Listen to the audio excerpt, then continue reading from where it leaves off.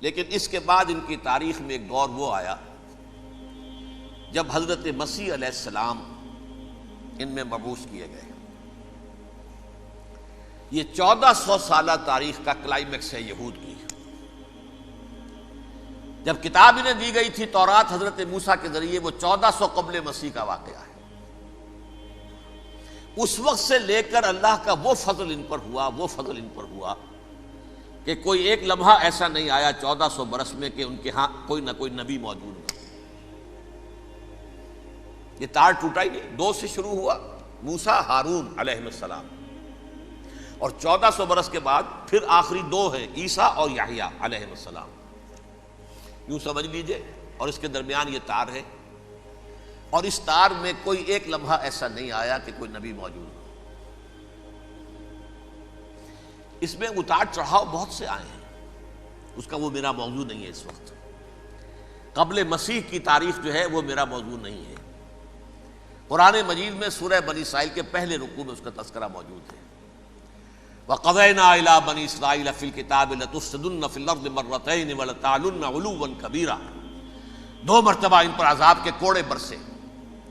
پہلے اشوریوں کے ذریعے سے جو شامی تھے، سیرینز اشوری کہلاتے، پھر بابلیوں کے ذریعے سے یعنی عراقیوں کے ذریعے سے، بیبیلونیا نام تھا عراق کا پہلے، ان پر بہت بڑی بڑی تباہیاں آئیں، اللہ تعالیٰ کی طرف سے عذاب آئے۔ اس کے بعد پھر دوسرے دور میں دوسرا اقتدار کا دور آیا، خربستیاں بڑھ گئیں، تو پہلے گریکس کے ذریعے سے، یونانیوں کے ذریعے سے، اور پھر رومیوں کے ذریعے سے پسوایا گیا۔ یہ دور گزر چکے تھے ان پر، 2 عروج کے دور اور 2 زوال کے دور۔ میری چھوٹی سی کتاب ہے تنظیم اسلامی کا تاریخی پس منظر، 6-7 روپے کی ہوگی، اس کو آپ دیکھیں گے تو اس میں اس کا پورا نقشہ آپ کو مل جائے گا۔ ویسے تو یہ کہ میری جو ذرا بڑی کتاب ہے سابقہ اور موجودہ مسلمان امتوں کا ماضی، حال اور مستقبل، اس میں نے ان معاملات پر بڑی تفصیل سے بحث کی۔ بہرحال یہ جو دور تھا ان کا 1400 سالہ، وہ اونچ نیچ سے ہوتا ہوا جب آیا ہے حضرت مسیح کی بعثت پر، تو ان کی شرارت کی انتہا یہ ہو گئی کہ اللہ تعالیٰ نے مسیح کو رسول بنا کر بھیجا، رسولاً الی بنی اسرائیل۔ حضرت موسیٰ اور حضرت عیسیٰ کے درمیان رسول کوئی نہیں ہے، سب نبی ہیں۔ حضرت موسیٰ رسول تھے اور حضرت عیسیٰ رسول ہیں۔ درمیان میں داؤد ہو، سلیمان ہو، یشعیاہ ہو، زکریا ہو، یہ سب نبی ہیں، یحییٰ نبی ہیں، رسول نہیں ہے۔ لہذا وہ شہید کر دیے گئے، رسول شہید نہیں ہو سکتا، قتل نہیں ہو سکتا۔ لیکن عیسیٰ اور موسیٰ کے درمیان 1400 برس ان کے جو ہیں، اس کا کلائمیکس ہے حضرت مسیح علیہ السلام کی بعثت، اور حضرت مسیح علیہ السلام کو جسے اللہ نے اپنی روح قرار دیا، روح منہ، کلمتہ القاہا الی مریم، اللہ کا کلمہ، عظیم ترین معجزات۔ انہوں نے کیا کہا؟ یہ ولد الزنا ہے، حرام زادہ ہے، معاذ اللہ، نقل کفر نہ باشد، یہ جادوگر ہے، یہ مرتد ہے، یہ واجب القتل ہے۔ اصل حکومت اس وقت رومیوں کی تھی حکومت، لیکن انہوں نے انہیں آٹونومی دے رکھی تھی، اپنے مذہبی معاملات تم خود طے کر سکتے ہو۔ تو کائفاس جو اس وقت کا ان کا ہیڈ ربائی تھا سب سے بڑا، اس کی عدالت نے فیصلہ کیا مسیح کو سولی چڑھا دیا جائے۔ پائلیٹس پونٹس، اس کے پاس ان کی ازداش پہنچ گئی، یہ ہمارا مجرم ہے مذہبی، یہ مرتد ہے، یہ کافر ہے، یہ جادوگر ہے، یہ واجب القتل ہے، اسے قتل کرو، سولی چڑھا دو۔ خیر وہ لمبی بات ہو جائے گی، اس نے تو اپنے ہاتھ دھوئے کہ صاحب ہمارے پاس کوئی جرم نہیں ہے اس کے خلاف، تم کہتے ہو تو ٹھیک ہے، سولی چڑھا دیتے۔ یہ دوسری بات ہے کہ اللہ نے حضرت مسیح کو اٹھا لیا آسمان پر، ان کی جگہ وہ شخص سولی چڑھا جس نے غداری کر کے گرفتار کروایا تھا، جوڈاس اسکیریوٹ، اس کی شکل اللہ نے بدل دی حضرت مسیح کی سی، اور حضرت مسیح کو فرشتے اٹھا کے اوپر لے گئے، وہ زندہ آسمان پر اٹھا لیے گئے۔ اور یہ ساری تفاصیل نہ قرآن میں ہے نہ حدیث میں ہے، یہ انجیل میں ہے، لیکن انجیل کون سی؟ برنباس کی انجیل، gospel of the lord according to saint Barnabas. یہ حواریین مسیح میں سے تھے، لیکن عیسائی ان کو تسلیم نہیں کرتے، ان کی بائبل کو صحیح نہیں مانتے، کینونیکل نہیں مانتے۔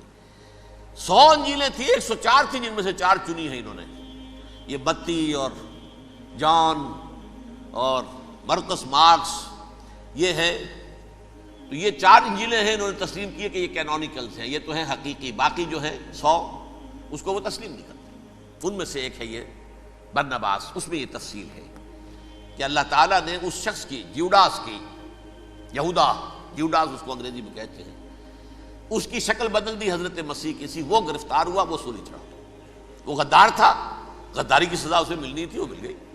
حضرت مسیح کو فرشتے 4 اٹھ رہے ہیں، جس کوٹڑی میں حضرت مسیح مقیم تھے، ایک باغ کے اندر روپوش تھے، اس کی چھت پھٹی ہے، 4 فرشتے آئے ہیں، حضرت مسیح کو اٹھا کر لے گئے ہیں، چھت برابر ہو گئی ہے، اس کے بعد وہ شخص پکڑا گیا۔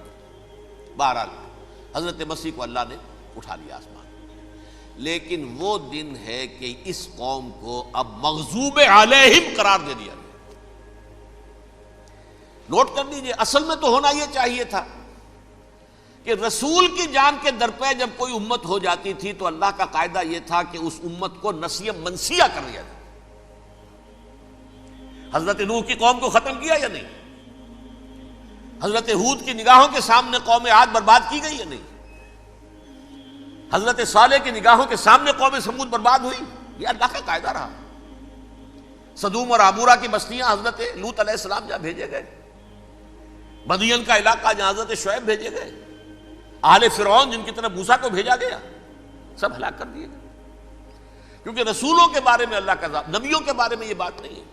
نبی آیا، اس نے دعوت دی، جس نے مان لیا اچھا کیا، اپنے لیے اچھا کیا، نہیں مانا اس کی اپنی جو ہے عاقبت برباد ہو گئی۔ دنیا میں کوئی فیصلہ اس کا نہیں ہوتا، لیکن رسولوں کا معاملہ یہ ہوتا ہے کہ دنیا میں وہ اللہ کی عدالت بن کر آتے ہیں، مانو گے تو بچو گے، نہیں مانو گے ہلاک ہو جاؤ۔ تو اس اعتبار سے وہ مستحق تو ہو چکے تھے اس کے کہ انہیں ہلاک کر دیا جائے۔ اب اللہ کی کوئی خصوصی مشیت ہے، اس میں کیا حکمت ہے، وہ ہے ایک حکمت، میں بعد میں اگر وقت ہوا تو بتاؤں گا۔ فیصلہ یہ کیا اللہ نے کہ حضرت مسیح کو تو اٹھا لیا زندہ، اور ان کی رسی ابھی مزید دراز کر دی کہ ان کو ابھی مہلت دے دی کہ تمہیں آخری استیصال، جس کو عذاب اکبر کہتا ہے قرآن، سورہ سجدہ جو حضور ہر جمعے کی پہلی رکعت میں فجر میں پڑھتے تھے، وَلَنُذِيقَنَّهُم مِّنَ الْعَذَابِ الْأَدْنَىٰ دُونَ الْعَذَابِ الْأَكْبَرِ لَعَلَّهُمْ يَرْجِعُونَ۔ چھوٹے چھوٹے عذاب اور ایک بڑا عذاب، جبکہ قوم بالکل برباد، نسیہ منسیہ، کأن لم یغنوا فیہا، ایسے ہو جائیں جیسے کوئی تھے ہی نہیں آبادیاں، لا یرا الا مساکنہم، اب ان کے مسکن نظر آتے، مکین نظر نہیں آتے۔ یہ عذاب اکبر جو ہے وہ ان پر نہیں آیا، حالانکہ وہ مستحق ہو گئے تھے اسی وقت۔ اس کو یوں سمجھیے کہ کسی شخص کو پھانسی کا حکم تو ہو جائے، ایگزیکیوشن نہیں ہوتا ہے، کئی سال گزر جاتے ہیں پڑے ہوئے، اور معاملات جو ہیں وہ چلتے رہتے ہیں۔ یہ معاملہ ہوا اس کے ساتھ، ورنہ یہ مستحق ہو چکے تھے آخری بربادی تباہی کے، عذاب استیصال، جڑ سے کاٹ دینے والا عذاب، وہ آ سکتا تھا ان پر اسی وقت، لیکن اللہ نے ان کی مہلت دراز کی ہے۔ لیکن اس کے بعد اللہ نے ان کو ایک اور موقع دیا۔ 600 برس بعد حضرت مسیح کے محمد الرسول اللہ صلی اللہ علیہ وسلم کی بعثت ہوئی، اور یہ میں سمجھتا ہوں کہ اس قوم پر اللہ کا اتنا بڑا فضل تھا، اتنا بڑا فضل تھا، اتنا بڑا فضل تھا۔ اب پھر ایک موقع دیا، عسیٰ ربکم ان یرحمکم وان عدتم عدنا، دیکھو اب بھی تمہیں ہم ایک موقع دے رہے ہیں، تمہارا رب تمہارے اوپر اب بھی فضل کرنے کو تیار ہے، رحم فرمانے کو تیار ہے۔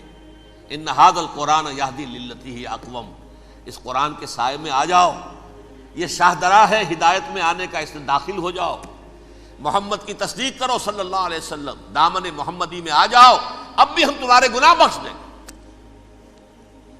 لیکن نہیں، اس قوم نے حضرت محمد صلی اللہ علیہ وسلم کی دشمنی کی کمر کس لی، اور اب یوں سمجھیے اس تاریخ سے لے کر آج تک یہ گٹھ جوڑ ہے۔ ظاہر بات ہے کہ ابلیس کا بھی اصل دشمن اب کون ہے، یا ہدف کون ہے، ٹارگٹ کون ہے؟ جنہوں نے محمد کو نہیں مانا صلی اللہ، وہ تو ہے ہی جہنمی، ان پر کوئی اور محنت کرنے کی ضرورت کیا ہے؟ سمجھ گئے میری بات؟ حضور کی بعثت کے بعد جنہیں حضور کو رد کر دیا، ان پر ایمان نہیں لائے، وہ کون ہے؟ کافر، وہ جہنمی ہے ہی ہے۔ لہذا اس کے اوپر کوئی محنت صرف کرنے کی ابلیس کو ضرورت نہیں ہے، اس کا اصل ٹارگٹ امت محمد ہے صلی اللہ علیہ وسلم۔ وہ ساری نوع انسانی کی دشمنی اب آ کر مرکوز ہو گئی ہے امت محمد صلی اللہ علیہ وسلم کی دشمنی پر۔ اور اسی طرح یہود کا معاملہ، اگرچہ ویسے پوری نوع انسانی کے دشمن ہیں، انہیں حیوان سمجھتے، ان کی جان مال اپنے لیے مباح سمجھتے ہیں، جس طرح چاہیں لوٹے کھسوٹے کھائیں پیئے انہیں، لیکن اب ان کی بھی دشمنی کا سب سے بڑا مرکز امت محمد۔ کیوں؟ وہی تکبر اور حسد، وہی بیماریاں۔ انہیں تکبر یہ ہو گیا تھا کہ 2000 سال سے یہ نبوت ہماری میراث، ہماری جاگیر، بنو اسرائیل کے اندر سینکڑوں نبی آئے، 3 کتابیں اللہ نے ہمیں عطا کی، یہ کہاں سے آ گیا محمد صلی اللہ علیہ وسلم؟ معاذ اللہ ثم معاذ اللہ، یہ امیین میں سے، یہ جنٹائلز میں سے، یہ گوئنز میں سے، یہ حقیر ان پڑھ، کہاں ہم کہاں یہ نہیں تسلیم کریں گے۔ حالانکہ قرآن کہتا ہے یعرفونہ کما یعرفون ابناہم، ان کے علماء ایسے پہچانتے تھے حضور کو جیسے اپنے بیٹوں کو پہچانتے ہیں کہ یہ آخری نبی ہے، لیکن تکبر اور حسد کی آگ میں جل اٹھے۔ اب ان کے بھی دشمنی کس سے ہے؟ محمد اور امت محمد صلی اللہ علیہ وسلم۔ یہ گٹھ جوڑ ہے۔ اب دیکھیے، یہ ہے میری گفتگو کا اب تک کی گفتگو کا حاصل، یہ گٹھ جوڑ، ایک غیر مرئی دنیا، انویزیبل دنیا کا ابلیس لعین اور جنات میں سے اس کے لشکری فوج، انسانوں میں سے ویسے تو اور بھی بہت جگہ اس کے ایجنٹ ہیں، مسلمانوں میں بھی ہے، لیکن بحیثیت قوم، بحیثیت مجموعی، ایک پوری قوم، ایک پوری نسل جو ہے اس کے ساتھ گٹھ جوڑ ہے۔ ان دونوں کی گٹھ جوڑی کے ساتھ یہ دشمن دون ہیں انسانیت کے، پہلا دشمن ابلیس لعین، عزازیل لعین، اور دوسرے دشمن یہود ملعون۔